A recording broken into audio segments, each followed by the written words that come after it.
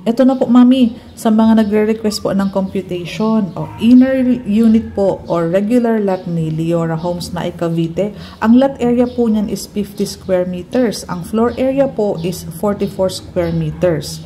Kung gusto mo naman ng end unit, 75 square meters ang pinaka regular cut nila. 44 square meters pa din po ang floor area. So, ang total contract price niya is, sa inner muna po, 1,981,800. Kung under Pag-ibig, ang reservation natin is 20,000 plus mga payslip, 2 valid IDs, dalhin mo na po yan, mga tin ID.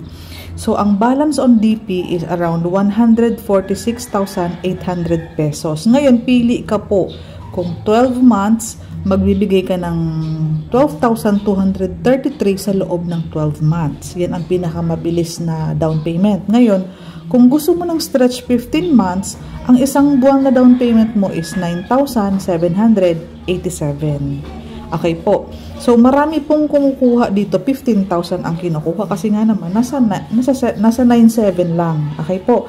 Ang loanable natin is around 1,815,000. Ngayon, kung ang qualified ka pa sa 30 years, ang magiging monthly mo sa Pag-ibig is 11,323. Kung around 25 years ka na lang kay Pag-ibig, around 12,114 lang. Maliit lang naman po ang additional. Nagva-vary yan sa edad nung mag-avail. Ngayon, kung gusto mo naman sa end lot, medyo mataas ang price kasi di ba may excess lot. So, sa 75 square meters na lot area, ang reservation po is 20,000 pa din. Around 300,300 pesos po ang magiging down payment mo.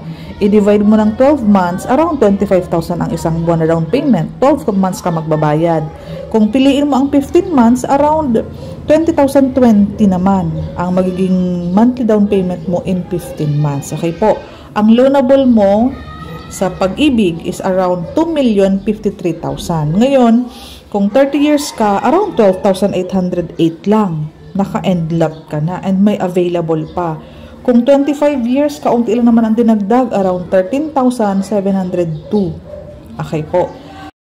Para naman sa bank financing, so 10% down payment. Ang reservation mo po is 20,000. Down payment na balance natin is 178,180 pesos.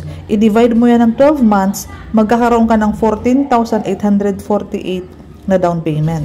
Kung gusto mo ng 15 months, 11,879. So, ang loanable mong 90% is around 1,783,620. Pag banking, ang locally employed is around 20 years. So, 20 years sa bangko is around 14,369. Pag OFW, sagad kang 15 years. So, that's 16,534. Yan po ay sa inner lot. Kapag napunta naman tayo sa end unit, 20,000 to reserve, yung 217,330, divide mo yan ng 12 months, 18,111. Kung 15 months naman, 14,489. So, ang loanable natin is 2,135,970. Sa 20 years, 17,207. Kapag 15 years, around 19,801.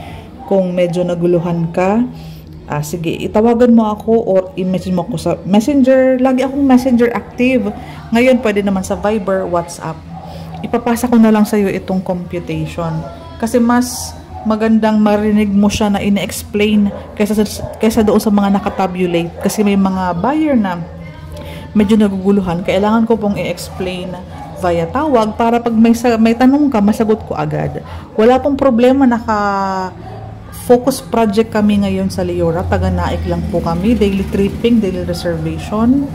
In the event na ang sahod ay around 35,000 basic to 45, 47 yung ating end unit, pwede namang combined salary. So, PM me po, nasa baba ang description.